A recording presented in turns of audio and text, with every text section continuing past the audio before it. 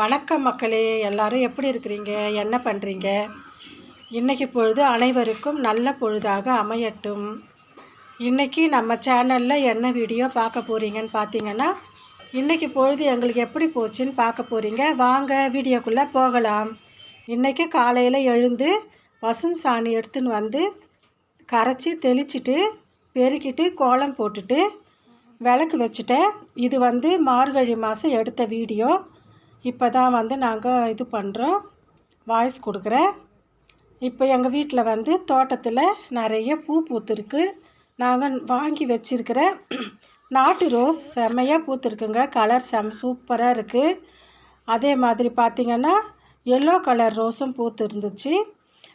Orange colour பூவும் சூப்பராக இருந்ததுங்க. நேரில் பார்த்தா அவ்வளோ அழகாக பூத்து இருந்தது. நிறைய மொட்டு எடுத்துருந்தது.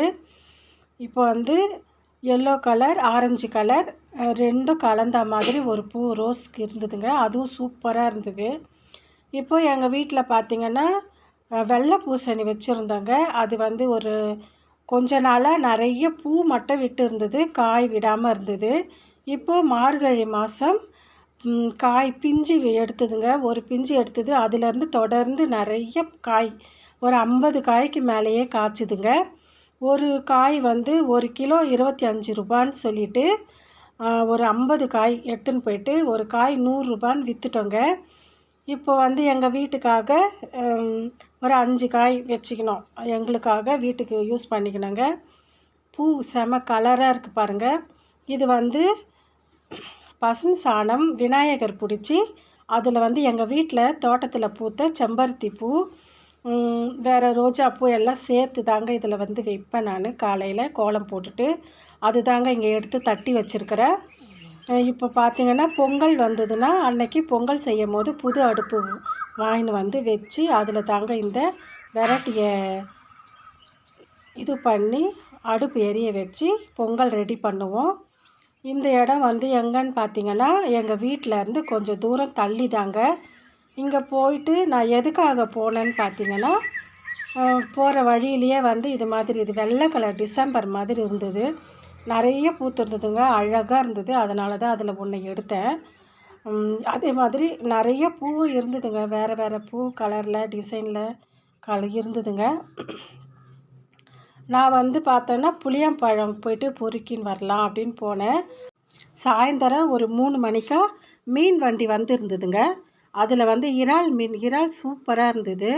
எல்லாரும் வாங்கினாங்க. அதுக்காக சரி நானும் வாங்கிட்டேன். 1 கிலோ 300 ரூபான்னு சொன்னாங்க. நான் அரை கிலோ தாங்க வாங்கினேன்.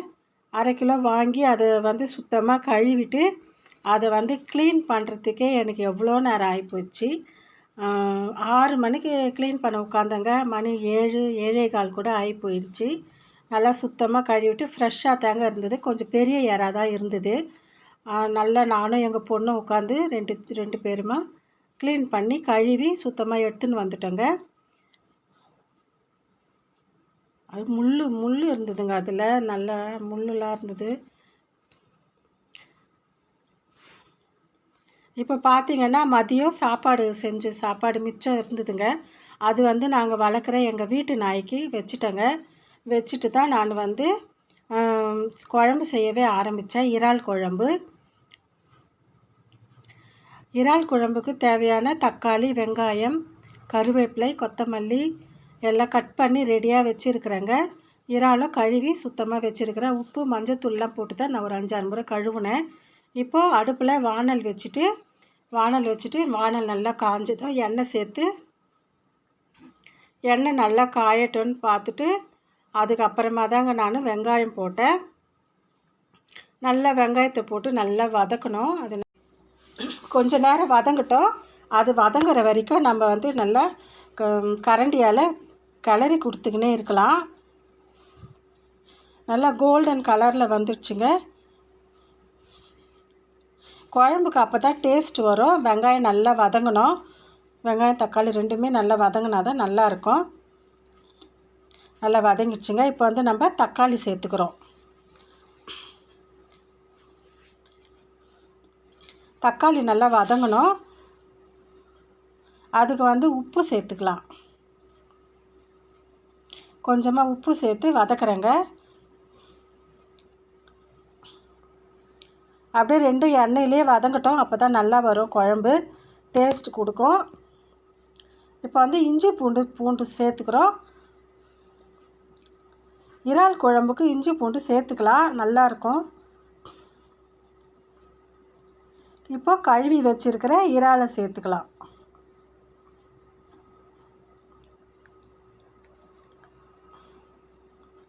மிளகாய்த்தூள் கொஞ்சமாக சேர்த்துக்கிறேங்க, குழம்புக்கு தேவையான அளவுக்கு தான் சேர்த்துக்கிறேன்.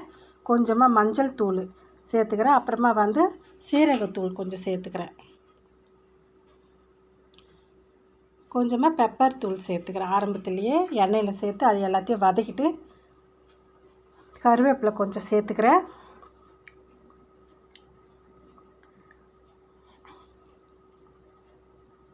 எல்லாத்தையும் அப்படியே எண்ணெயிலே வதக்குறேங்க.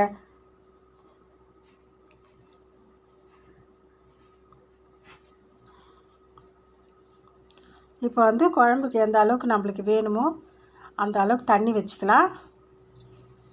நாங்கள் வந்து 5 பேருன்றதுனால நம்ம கொஞ்சமாகவே வச்சுக்கிறேன். ரொம்ப தண்ணியெல்லாம் வைக்கல, தொக்கா தான் வச்சுக்கிறேன் குழம்பு.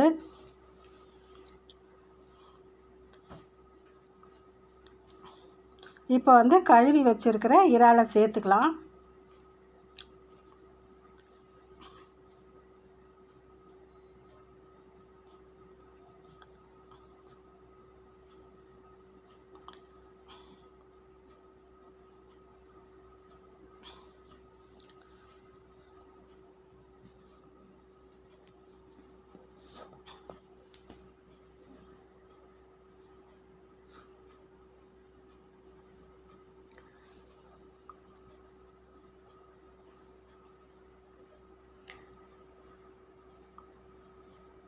இப்போ பார்த்திங்கன்னா இறால் நல்லா மசாலா கூட நல்லா மிக்ஸ் பண்ணி விட்டுறேன்.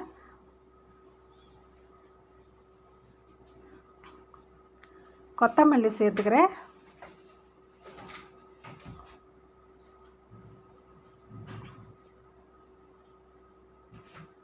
கொஞ்சமாக மிளகுத்தூள் சேர்த்துக்கிறேன்.